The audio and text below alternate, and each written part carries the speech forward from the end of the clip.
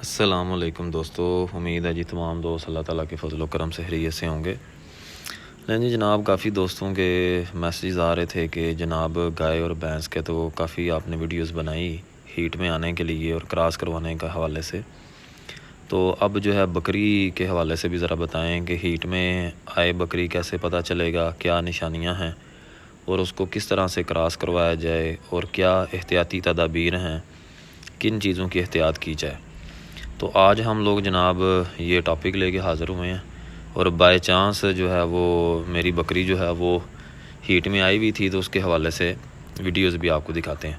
تو اصل میں جناب یہ بھی دیکھیں آپ، بکرے جو ہیں وہ ایک ایسی چیز ہے کہ کوئی ان نون بکری ان کے سامنے آئے نا تو اس کے پیچھے ویسے ہی لگ جاتے ہیں، چاہے وہ ہیٹ میں ہے یا نہیں ہے، ٹھیک ہے جی۔ تو کئی دفعہ ایسا لگتا ہے کہ جناب بکری ہیٹ میں آئی ہوئی ہے۔ اب یہ جو ہے نا یہ لال یہ بکری میرے پاس ہے، میرے چینل پہ آپ لوگ اس کی ویڈیوز بھی دیکھ سکتے ہیں، راجن پوری بکری ہے۔ تو اصل میں بکریاں جو ہیں وہ ہیٹ میں آنے سے کوئی 1-2 دن پہلے نا تھوڑا سا گند وغیرہ پھینکتی ہیں، جیسے گرینش کلر کا پانی ہوتا ہے اپنی سو میں سے، پیشاب والی جگہ میں سے، تو ایسا لگتا ہے کہ وہ ہیٹ میں آئی ہوئی ہے۔ تو میرے ساتھ بھی ایسا ہوا، تو جناب میں بکری گند پھینک رہی تھی تو میں یہ اس بکرے کے سامنے، یہ بریڈر ہے جی، بہت کمال بریڈر ہے، بیتل پیور جو ہے وہ امرتسری بیتل بکرا ہے یہ۔ تو یہ بکری لال میری ہے اور اس کو میں اس بریڈر کے پاس لے آیا، لیکن جب اس بریڈر کے پاس آیا تو یہ ان نون بکری سمجھ کے اس کے پیچھے تو لگا، لیکن اس کو کراس نہیں اس نے کیا اور بکری نے بھی جو ہے وہ کراس نہیں کروایا، ٹھیک ہے۔ تو آپ لوگوں نے یہ احتیاط کرنا ہے کہ گند پھینکنے سے 1 یا 2 دن کے بعد آپ کی بکری ہیٹ میں آئے گی، تو اس وجہ سے آپ لوگوں نے یہ دھیان رکھنا ہے کہ پہلے ہی جو ہے وہ بریڈر کے پاس نہیں لے جانی، ٹھیک ہے۔ اور اس کی جو ہے نا وہ کچھ نشانیاں جو ہیں وہ آپ لوگوں کے ساتھ شیئر کریں گے۔ اب یہ دیکھیں بکری جو ہے وہ کھڑی نہیں ہو رہی ہے ایک جگہ پہ، ٹھیک ہے جی۔ تو اس کی نشانیاں ذرا آپ دیکھیں، تو یہ جناب تقریباً 1-1.5 دن بعد کی ویڈیو ہے، بکری فل ہیٹ میں آئی ہوئی ہے۔ سب سے پہلی نشانی بکری جو ہے وہ بالکل بے چین ہے، جگہ پہ کھڑی نہیں ہو رہی، اور یہ یقین کریں کہ ساری رات شاید بیٹھی بھی نہیں ہے، اتنی بے چین ہے۔ اور یہ آپ دیکھیں کیسے گھومی جا رہی ہے۔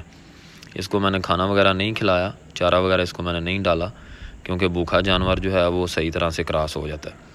تو پہلی نشانی جانور بڑا بے چین ہو جائے گا، بکری بڑی بے چین ہو جائے گی، بیٹھے گی نہیں، بس ادھر ادھر گھومی جائے گی۔ دوسرے نمبر پہ دم اگر اس کی آپ دیکھیں نا تو یہ بار بار دم ہلا رہی ہے، ٹھیک ہے جی۔ یہ دیکھیں جی، بار بار دم ہلائی جائے گی۔ تیسرے نمبر پہ جو نشانی ہے اس کی جو سو ہے، اس کی جو پیشاب والی جگہ ہے وہ تھوڑی سی سویل ہو جائے گی، تھوڑی سی سوج جائے گی، موٹی ہو جائے گی، اور گلابی کلر لالگی جیسے ہوتی ہے نا اس میں، یہ جیسے دیکھیں آپ لوگ ہلکی سی سوجی ہوئی ہے اور لالگی اس میں گلابی کلر جو ہے وہ آ جاتا ہے۔ تو یہ جناب 3-4 نشانیاں ہیں، بے چینی، دم کو جو ہے وہ بار بار ہلانا اور سو میں سے پانی نکلنا، ٹھیک ہے، بالکل تاریں کلر لیس، کلر ان کا کوئی نہیں ہوگا، بالکل باریک سی تاریں کرے گی اور سو موٹی ہو جائے گی، ٹھیک ہے جی۔ تو اب جناب یہ بکری میری ہیٹ میں تھی، اور اب ایک اور بریڈر جو ہے وہ ہمارے ادھر پاس، بڑا ہی کمال بریڈر، یہ آپ لوگ دیکھ سکتے ہیں۔ تو یہ آج ہی میری بکری جو ہے وہ الحمدللہ کراس ہوئی ہے، ٹھیک ہے۔ تو یہ 1-2 دن پہلے میں نے جو بریڈر دکھایا تب بکری بولی نہیں تھی، لیکن کل دوپہر سے بکری فل ہیٹ میں ہے۔ اب بات یہ ہے کہ بکری کو کراس کب کروایا جائے۔ تو بکری کا تقریباً جو بول ہے نا وہ تقریباً 20 سے 22 گھنٹے رہتا ہے، 24 آورز 24 گھنٹے بھی رہتا ہے، اور کچھ لوگ کہتے ہیں کہ 3 دن تک بھی اس کا بول رہتا ہے، لیکن یہ ڈیپینڈ کرتا ہے بکریوں پہ۔